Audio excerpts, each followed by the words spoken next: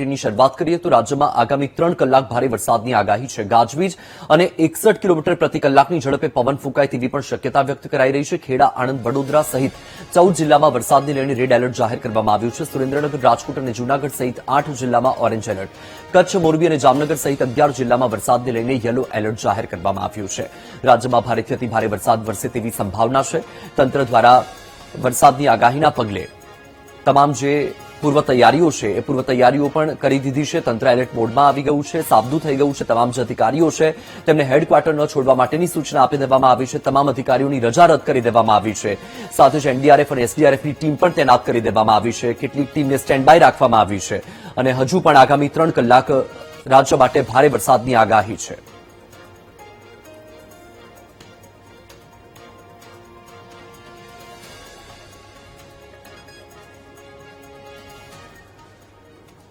આજે સવારથી જ રાજ્યમાં વરસાદી વાતાવરણ જોવા મળી રહ્યું છે અને હજુ પણ રાજ્યમાં ભારે વરસાદ વરસે તેવી આગાહી વ્યક્ત કરવામાં આવી છે। પણ આજનો અને આવતીકાલનો દિવસ ભારે વરસાદ થાય તેવી સંભાવના છે। પણ હજુ આગામી 3 કલાક ભારેથી અતિ ભારે વરસાદ થઈ શકે છે। કયા વિસ્તારમાં વરસાદની શું પરિસ્થિતિ રહેવાની છે, સૌથી પહેલા આઈએમડી દ્વારા જે રેડ એલર્ટ આપવામાં આવ્યું છે એ સમજી લઈએ તો તમે જોઈ શકો છો કે આજે ભાવનગર, બોટાદ અને અમરેલી, ગીર સોમનાથમાં વરસાદનું રેડ એલર્ટ આપવામાં આવ્યું છે। તેની સાથે જ ખેડા, આણંદ અને વડોદરા અને જે તાપી સહિતથી નર્મદા, તાપી, ડાંગ અને દાદરાનગર હવેલી, દમણ, નવસારી, વલસાડ, સુરત અને ભરૂચ આ જે વિસ્તાર છે ત્યાં રેડ એલર્ટ છે। બાકી 8 જિલ્લા એવા છે કે જ્યાં ઓરેન્જ એલર્ટ આપવામાં આવ્યું છે અને બાકીના યલો એલર્ટ છે। હવે વિન્ડીના માધ્યમથી આપણે સમજવાનો પ્રયત્ન કરીશું કે જે સિસ્ટમ છે એ સિસ્ટમ ક્યાં પહોંચી છે અને એ સિસ્ટમ કેવી રીતે અસર કરવાની છે। તો હવે આજે મધ્યરાત્રિથી જ કેટલાક વિસ્તારોમાં વરસાદની શરૂઆત થઈ ચૂકી છે।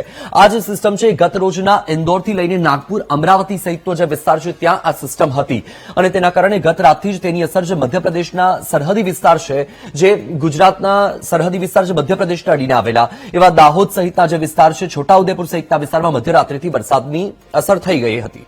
હવે આ જે સિસ્ટમ છે એને થોડો રૂટ બદલ્યો છે, કારણ કે ગત રોજ પ્રમાણે જે રૂટ બતાવી રહ્યો હતો તે પ્રમાણે આજે સવારે 10 વાગ્યા આસપાસ આ સિસ્ટમ આ રીતે અહીંયા અમદાવાદ આસપાસ પહોંચવાની હતી। પણ અત્યારે સિસ્ટમ સીધી જ આ છત્રપતિ સંભાજીનગરથી દક્ષિણ ગુજરાત તરફનો રૂટ અત્યારે બતાવી રહ્યો છે।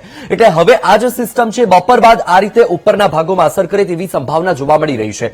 સિસ્ટમે રૂટ બદલ્યો છે એનો અર્થ એવો નથી થયો કે ગુજરાતમાં વરસાદ નહીં વરસે। ગુજરાતમાં વરસાદની સંભાવના પૂરેપૂરી છે।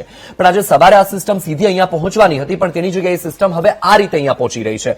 કેવી રીતે પણ હું તમને ટાઈમલાઈન શરૂ કરીને બતાવીશ કે આ સિસ્ટમ કેવી રીતે અમદાવાદ અને જે મધ્ય ગુજરાતના ભાગો છે ત્યાં સુધી પહોંચવાની છે। તો તમે જુઓ કે આ સિસ્ટમ ધીરે ધીરે હવે આપણે ટાઈમલાઈન શરૂ કરી તો તમે જુઓ કે બપોરનો જે સમય છે અને બપોરે 4 વાગ્યાના સમયે એ સિસ્ટમ સીધી જ જે અત્યારે છત્રપતિ સંભાજીનગર પાસે છે એ સિસ્ટમ સીધી જ આ તરફ મહારાષ્ટ્રના અકોલાથી લઈને નાસિક સહિતનો ભાગ આવરી લેશે।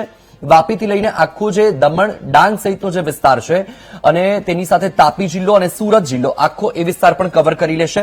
હવે આટલો જ વિસ્તાર કવર નહીં થાય। આ જે સિસ્ટમ છે એની અસર આસપાસનો જેનો ઘેરાવો છે એ પણ ખૂબ જ પ્રબળ છે, કારણ કે 4 સિસ્ટમ છે। હવે તમે જો કે આ જે સિસ્ટમ છે એ આખો દક્ષિણ ગુજરાતનો ભાગ, છોટાઉદેપુર, દાહોદ, પંચમહાલ, મહીસાગર, તેની સાથે સાબરકાંઠા, બનાસકાંઠા અને ઉત્તર ગુજરાત અને અમદાવાદ, ગાંધીનગર સહિતનો જે આખો વિસ્તાર છે આ તરફ એમાં સૌરાષ્ટ્રના પણ કેટલાક ભાગ બાકાત નહીં રહે, જેમ કે સુરેન્દ્રનગર અને ભાવનગર, અમરેલી। એની સાથે જ આખો જે આ દરિયાઈ પટ્ટો છે, મહુવા, ગીર સોમનાથ સહિતનો જે વિસ્તાર ત્યાં પણ છૂટો છવાયો વરસાદ અને એ પણ ભારે વરસાદી ઝાપટા પડી શકે। હવે આપણે જોઈશું કે સાંજના સમયે પરિસ્થિતિ શું રહેવાની છે, કારણ કે આ જે સિસ્ટમ છે એ સિસ્ટમની અસર આજે બપોર પછી વધવાની છે। તમે જુઓ કે આ સિસ્ટમ બપોર પછી વધારે પ્રબળ બનતી જોવા મળી રહી છે। આખો ગુજરાતનો 80% ભાગ કવર કરી લે એવી શક્યતા છે અને હાલમાં આ જે સિસ્ટમ છે એ 4 સિસ્ટમ છે। હું તમને એક અલગ મોડલથી પણ સમજાવવાનો પ્રયત્ન કરીશ કે આ જે સિસ્ટમ છે એ સિસ્ટમના કારણે અત્યારે પરિસ્થિતિ શું જોવા મળી રહી છે અને જે વાદળોનો જમાવડો છે એ શું પરિસ્થિતિ લાવી રહ્યો છે। હવે તમે જુઓ કે અત્યારની જે પરિસ્થિતિ છે એ મુજબ સિસ્ટમ છે અહીંયા આ જે ભાગ છે અહીંયા છે સિસ્ટમ, પણ એનો ઘેરાવો ક્યાં સુધી છે તમે આ મોડેલના માધ્યમથી સમજી શકો છો। તમે જુઓ કે એનો ઘેરાવો છે આટલા ભાગને અસર કરી રહ્યો છે। એટલે જ્યારે સિસ્ટમનું કેન્દ્ર ભલે જે છત્રપતિ સંભાજીનગરની આસપાસના વિસ્તારમાં છે, પણ એનો જે ઘેરાવો છે એ આસપાસના ઘણા કિલોમીટરને અસર કરે છે। એમાં મધ્યપ્રદેશને પણ આવરી લે છે, રાજસ્થાનના કેટલાક વિસ્તાર અને એની સાથે ગુજરાતનો સૌરાષ્ટ્રનો ભાગ અને આ જે દક્ષિણ ગુજરાત, મધ્ય ગુજરાત અને પૂર્વ ગુજરાતનો ભાગ છે એ અને એની સાથે મહારાષ્ટ્રના ભાગો અને દક્ષિણના ભાગોને પણ એ આવરી લે છે। હવે ફરીથી આપણે સમજીશું કે આજે સાંજના સમયે પરિસ્થિતિ શું રહેવાની છે। તો તમે જુઓ કે આ સાંજે 7 વાગ્યા પછીનો સમય છે અને ત્યારે તમે જો કે આ જે સિસ્ટમ છે એ સિસ્ટમ સીધી આવી જાય છે દક્ષિણ ગુજરાત પર. ફરીથી આપણે વરસાદના મોડેલમાં સમજવાનો પ્રયત્ન કરીશું. તમે જો કે આ જે સિસ્ટમ છે એ સીધી દક્ષિણ ગુજરાત પર આવી ગઈ છે. એનું જે કેન્દ્ર છે એટલે કે રાતના સમયે દક્ષિણ ગુજરાતના જે ભાગો છે એ ભાગોમાં અતિ ભારે વરસાદ થઈ શકે, અસામાન્ય વરસાદ થઈ શકે. ફરીથી હું આપને કહી દઉં કે ગત રોજ જે મોડેલમાં જે બતાવી રહ્યું હતું એ પ્રમાણેનો જે રૂટ છે થોડો ફેરફાર થયો છે. એટલે હજુ પણ સમયાંતરે આ રૂટ બદલાઈ શકે છે. જો આ રૂટ બદલાયો તો ફરીથી પરિસ્થિતિ બદલાઈ શકે. તો જે ઉપરના જે ભાગ છે એટલે કે ખાસ કરીને મધ્ય ગુજરાતના ભાગ છે અને ઉત્તર ગુજરાતના ભાગ છે ત્યાં પણ અતિ ભારે વરસાદ થઈ શકે. એટલે કે ગુજરાતના જે ભાગો છે એ ભાગોમાં તમે સાર્વત્રિક સરખામણી કરો, એકંદરે આ જે સિસ્ટમ છે સિસ્ટમ આટલામાં જ ફરી રહી છે. એટલે કે થોડા વધતા ઓછા અંશે જો એ રૂટ બદલે તો અલગ અલગ ભાગોમાં વરસાદ થાય. હવે અત્યારની જે પરિસ્થિતિ છે એ મુજબ રાતનો સમય દક્ષિણ ગુજરાત માટે ભારે બતાવી રહ્યો છે. અને ન માત્ર દક્ષિણ ગુજરાત પણ જે રીતે આપણે વાત કરી કે આ જે સિસ્ટમ છે એનું કેન્દ્ર ભલે અહીંયા છે પણ એ સિસ્ટમ અસર સીધું આ રીતે કરી રહ્યું છે.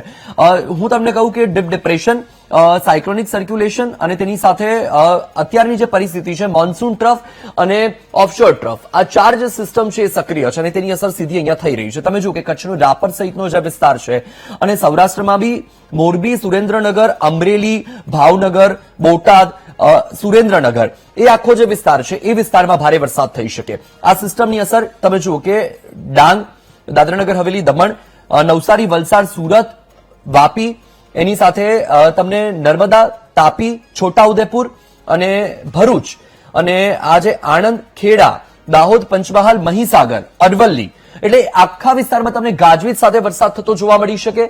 40 થી 60 કિલોમીટર પ્રતિ કલાકની ઝડપે પવન પણ ફૂંકાઈ શકે. દરિયામાં પણ ભારે કરંટ જોવા મળી શકે કારણ કે જે રીતની સિસ્ટમ સક્રિય છે ખૂબ જ પ્રબળ છે. હવે આ તરફ તમે જુઓ કે સાબરકાંઠાનો આખો વિસ્તાર એટલે કે ઈડર, વડાલી, હિંમતનગર સહિત આખો જ વિસ્તાર છે ત્યાં વરસાદી વાતાવરણ જામી શકે. બનાસકાંઠા આખું ત્યાં પણ ગાજવીજ સાથે ભારે વરસાદ થઈ શકે. એની સાથે પાટણ, મહેસાણા સહિત ઉત્તર ગુજરાતના ભાગોમાં ભારે વરસાદ થાય. અમદાવાદ, ગાંધીનગરમાં પણ ભારે વરસાદ થાય અને તેની સાથે આખો આ વિસ્તાર તમે જુઓ કે એ તમને ગાજવીજ સાથે વરસાદ જોવા મળી શકે. હવે આપણે જોઈએ કે આજે મધ્યરાત્રિની પરિસ્થિતિ શું રહેવાની છે. આ સિસ્ટમ ધીરે ધીરે કઈ તરફ આગળ વધી રહી છે તો તમે જુઓ કે મધ્યરાત્રિનો આ સમય છે અને મધ્યરાત્રિના સમયે આ જે સિસ્ટમ છે સીધી જ દક્ષિણ ગુજરાતમાં રીતસરના તાંડવ કરે એમ કહીએ તો પણ ખોટું નથી કારણ કે આ સિસ્ટમ ખૂબ જ પ્રબળ છે. હવે તમે જુઓ કે દક્ષિણ ગુજરાતની સાથે મહારાષ્ટ્ર અને મધ્યપ્રદેશના પણ કેટલાક ભાગ એવા છે કે જ્યાં આ સિસ્ટમની અસર મધ્યરાત્રિએ પણ જોવા મળી શકે. અને આ જે સિસ્ટમ કે જે બપોરના સમયે થોડી મહારાષ્ટ્રને અડીને અને થોડી દક્ષિણ ગુજરાતના ભાગને અડીને આવેલી છે પણ રાતના સમયે સિસ્ટમ સીધી જ મધ્ય ગુજરાત તરફ ઉપર વધી રહી છે. તમે જુઓ કે આ સિસ્ટમ રાત્રિનો મધ્યરાત્રિનો સમય છે તે સમયે સુરત અને તેની સાથે તાપી જિલ્લા પર તો અતિ ભારે અસામાન્ય વરસાદ થાય તેવી પૂરેપૂરી શક્યતા અત્યારે વિંડી મુજબ જોવા મળી રહી છે. ભરૂચ, નર્મદા જિલ્લો ત્યાં પણ અતિ ભારે વરસાદ ગાજવીજ સાથે થઈ શકે અને એ સિસ્ટમની અસર સીધી આ તરફ સૌરાષ્ટ્રના ભાગોને થતી જોવા મળે. એટલે મધ્યરાત્રિનો જે સમય છે એ સમયે આ ભાગોમાં વરસાદ વધે. હવે તમે જુઓ કે આ જે સિસ્ટમ છે એ સિસ્ટમનું કેન્દ્ર ભલે દક્ષિણ ગુજરાત પર આવી રહ્યું છે પરંતુ તમે જુઓ કે આ તરફ આ જલગાંવ સહિતનો વિસ્તાર અને આખો ઉપરનો જે સાબરકાંઠાથી લઈને બનાસકાંઠા અને ઉત્તર ગુજરાતનો ભાગ એની સાથે મધ્યરાત્રિના સમયથી સૌરાષ્ટ્રના ભાગોમાં પણ મોરબી, સુરેન્દ્રનગર, ભાવનગર, બોટાદ સહિતનો જે વિસ્તાર છે ત્યાં વરસાદ વધારે વધતો જોવા મળશે અને ગાજવીજ સાથે વરસાદ થઈ શકે અને પવન પણ ફૂંકાઈ શકે કારણ કે આ જે સિસ્ટમ છે એ અત્યારે જે રૂટ પર આગળ વધી રહી છે એ મુજબ એ સિસ્ટમ બપોર પછીનો જે સમય છે એ ધીમે ધીમે ઉપરની તરફ ગતિ કરશે અને મધ્યરાત્રિના સમય બાદ ધીરે ધીરે એ અમદાવાદ તરફ પણ આગળ વધી રહી છે. એ પણ આપણે જોઈશું કે કેવી રીતે સિસ્ટમ આગળ વધી રહી છે અને આવતીકાલનો દિવસ કેવી રીતે અસર કરવાનો છે. તો તમે જુઓ કે આજે રાત્રે એટલે કે આજે રાત્રે 3 વાગ્યાનો જે સમય છે અને એ સમયે તમે જુઓ કે આ સિસ્ટમ છે એ સિસ્ટમ વધારે ગુજરાતમાં ગમરોડવા માટે સજ્જ બની જાય છે કારણ કે આ દક્ષિણ ગુજરાતનો ભાગ તો તેની સાથે સાથે અમદાવાદ પર આ સિસ્ટમની વધારે અસર વધવાની છે અને આખો જે ઉત્તર ગુજરાત અને બનાસકાંઠા અને કચ્છનો ભાગ છે અડધું કચ્છ આવરી લેશે એમ કહીએ તો પણ ચાલે. રાત્રે 3 વાગ્યાનો સમય છે. ફરીથી એક વખત હું રિપીટ કરીશ કે ગત રોજના જે સિસ્ટમનો રૂટ હતો તે મુજબ તો આજે સવારે 10-11 વાગ્યા આસપાસ જ આ સિસ્ટમ અમદાવાદ પર આવી જતી હતી પણ વરસાદી સિસ્ટમ છે સતત રૂટ બદલે છે પણ રૂટ બદલીને ક્યાંય જતી નથી. આટલા જ વિસ્તારમાં એ ફરી રહી છે એટલે ક્યાંક દક્ષિણ ગુજરાત પર એ ઘાત બનીને ત્રાટકે તો ક્યાંક મધ્ય ગુજરાત તરફ વધી શકે, તો ક્યાંક ઉત્તર ગુજરાત તરફ આગળ વધી શકે. પણ અત્યારની પરિસ્થિતિ મુજબ એ સિસ્ટમ સુરત તરફ આગળ વધી રહી છે અને ધીમે ધીમે રાતનો સમય થાય ત્યારે રાતના સમયે એ જે સિસ્ટમ છે એ વધતી અમદાવાદ તરફ આવી જશે. એટલે કે હજુ પણ રાજ્યમાં વરસાદની સ્થિતિ વિકટ રહેવાની છે. રાજ્યમાં જે વરસાદી વાતાવરણ છે, આપણે વરસાદી વાતાવરણની વાત કરી રહ્યા છે અને આજે સવારથી રાજ્યમાં વરસાદનું જોર પણ જોવા મળી રહ્યું છે. અનેક વિસ્તાર એવા છે કે જ્યાં વરસાદ વરસી ચૂક્યો છે. ખાસ કરીને 6 થી 8 વાગ્યા સુધીનો જે સમય છે એ 6 થી 8 વાગ્યા સુધીના સમયમાં લગભગ 82 તાલુકામાં વરસાદ વરસી ચૂક્યો છે. હવે રેડ એલર્ટને જે ઓરેન્જ એલર્ટ આપવામાં આવ્યું છે રાજ્યમાં, એ પણ આપણે ગ્રાફિક્સના માધ્યમથી સમજી લઈએ કે એવા કયા જિલ્લા છે કે જ્યાં અત્યારે વરસાદને લઈને રેડ એલર્ટ આપવામાં આવ્યું છે, એવા કયા જિલ્લા છે કે જ્યાં વરસાદને લઈને ઓરેન્જ એલર્ટ છે, એની સાથે કેટલાક એવા જિલ્લા છે કે જ્યાં યલો એલર્ટ પણ આપવામાં આવ્યું છે. કયા જિલ્લામાં વરસાદનું ઓરેન્જ એલર્ટ? તો સુરેન્દ્રનગર, રાજકોટ, જૂનાગઢ સહિતનો જે વિસ્તાર છે ત્યાં ઓરેન્જ એલર્ટ છે. અમદાવાદ, પંચમહાલ, દાહોદ અને છોટાઉદેપુરમાં પણ વરસાદનું ઓરેન્જ એલર્ટ, જે આગામી 3 કલાક માટે આપણે કહી શકીએ. સુરેન્દ્રનગર, રાજકોટ, જૂનાગઢ અને પોરબંદરમાં પણ ઓરેન્જ એલર્ટ છે. અમદાવાદ, પંચમહાલ, દાહોદ અને છોટાઉદેપુરમાં ઓરેન્જ એલર્ટ છે. એટલે 8 જિલ્લા એવા છે કે જ્યાં અત્યારે વરસાદને લઈને ઓરેન્જ એલર્ટ આપવામાં આવ્યું છે. અન્ય જિલ્લા એવા છે કે જ્યાં રેડ એલર્ટ અને યલો એલર્ટ પણ આપવામાં આવ્યું છે. એ પણ આપણે સમજીશું.